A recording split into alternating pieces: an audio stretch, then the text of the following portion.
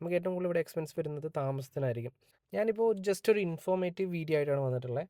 നമുക്ക് ഈ ദുബായിലെ എക്സ്പെൻസസിനെ കുറിച്ച് നാട്ടിലുള്ള ആൾക്കാർക്ക് വലിയ ധാരണ ഉണ്ടാവില്ല.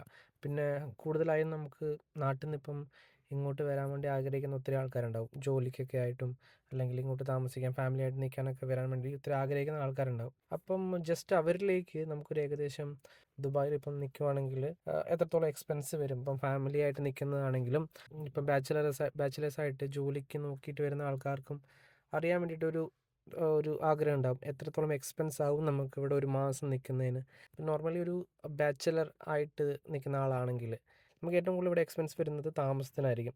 700 ദിർഹംസ് ആയിരിക്കും റൂമിൻ്റെ റെൻറ്റ് വരുന്നത്. റൂമിൻ്റെ റെൻറ്റ് എന്ന് പറഞ്ഞിട്ടുണ്ടെങ്കിൽ ബെഡ് സ്പേസ് ആയിരിക്കും. അതായത് ഒരു 5-6 ആൾക്കാരുണ്ടാവും റൂമിൽ. ഒരു ബെഡിന് വരുന്ന റെൻ്റാണ് ഈ 700 ദിർഹംസ് എന്ന് പറയുന്നത്. ഒരു ആവറേജ് റേറ്റ് ആണ് കേട്ടോ. അത് ഒരു ആക്യുറേറ്റ് എമൗണ്ട് അല്ല. എല്ലാം ഞാനൊരു ആവറേജ് എമൗണ്ടാണ് പറയുന്നത്. പിന്നെ വരുന്നത് ഒരു മാസത്തെ ഫുഡിൻ്റെ പൈസ. ഇപ്പോൾ നമ്മൾ മെസ്സൊക്കെ ആണെങ്കിൽ ഓൾമോസ്റ്റ് ഒരു 400 ദിർഹംസ് ഒരു മാസത്തെ മെസ്സിൻ്റെ ബില്ലായിട്ട് വരും. അതിന് ശേഷം നമുക്ക് വരുന്നത് ട്രാവൽ എക്സ്പെൻസ്. ഒരു ആവറേജ് കൂട്ടുകയാണെങ്കിൽ ഒരു 300 ദിർഹംസ് നമുക്ക് ഒരു ട്രാവൽ എക്സ്പെൻസ് ആയിട്ട് കാൽക്കുലേറ്റ് ചെയ്യാം.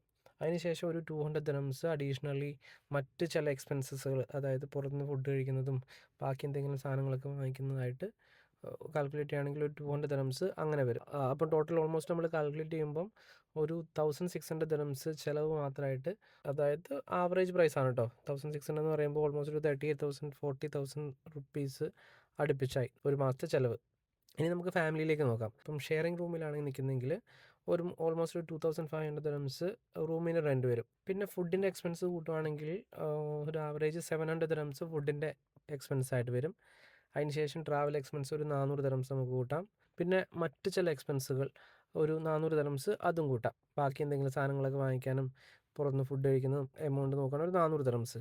അങ്ങനെ എല്ലാം കൂടെ കാൽക്കുലേറ്റ് ചെയ്യുകയാണെങ്കിൽ ഓൾമോസ്റ്റ് ഒരു 4000 ദിർഹംസ് ഒരു മാസത്തെ ചിലവ് വരുന്നുണ്ട് ഫാമിലി ആയിട്ട് നിൽക്കുമ്പോൾ. നാട്ടിലത്തെ കാൽക്കുലേറ്റ് ചെയ്യുമ്പോൾ ഓൾമോസ്റ്റ് ഒരു 96,000 റുപ്പീസ് വരും. നിങ്ങൾക്ക് എന്താ സേവിങ്സ് ഒന്നും ഇല്ല എന്ന് പറയുന്നത് നിങ്ങളുടെ ഫാമിലി മെമ്പറോ അല്ലെങ്കിൽ ഫ്രണ്ടോ ആരെങ്കിലുമൊക്കെ ഉണ്ടാവുമല്ലോ, അവൻ അയച്ചു കൊടുത്തത്. ഓക്കെ.